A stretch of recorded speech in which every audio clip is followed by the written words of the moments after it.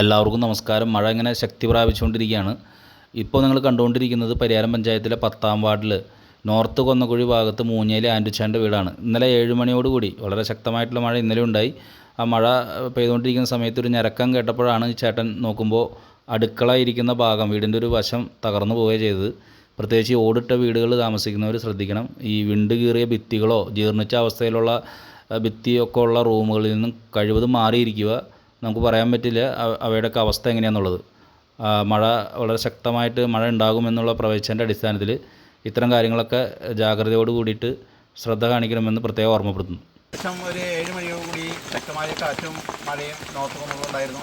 അതുകൂടി പെട്ടെന്ന് ആണ് നമ്മളൊരു ഞരക്കം കേട്ടത്.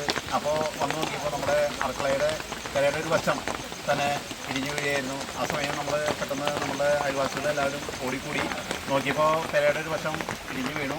അപ്പോൾ തന്നെ നമ്മൾ ബഹുമാനപ്പെട്ട നമ്മുടെ വിഷ്ണുവിനെ വിളിച്ചു വരുത്തി. നമ്മൾ അപ്പോൾ തന്നെ വില്ലേജ് ഓഫീസറെയും കൂടെ അതിനോടനുബന്ധിച്ച് എല്ലാ ബന്ധപ്പെട്ട അധികാരികളെയും ആടെ അറിയിച്ചു. വേറെ ആളഭയം ഒന്നും ഉണ്ടായിരുന്നില്ല. നമ്മളെ അയൽവാസികളെല്ലാം ശേഖരിച്ചു. അത് നമ്മൾ അപ്പോൾ തന്നെ ബന്ധപ്പെട്ട എല്ലാ അധികാരികളെയും നമ്മൾ അറിയിച്ചുകൊണ്ട് നമുക്ക് കുഴപ്പമൊന്നുമില്ല.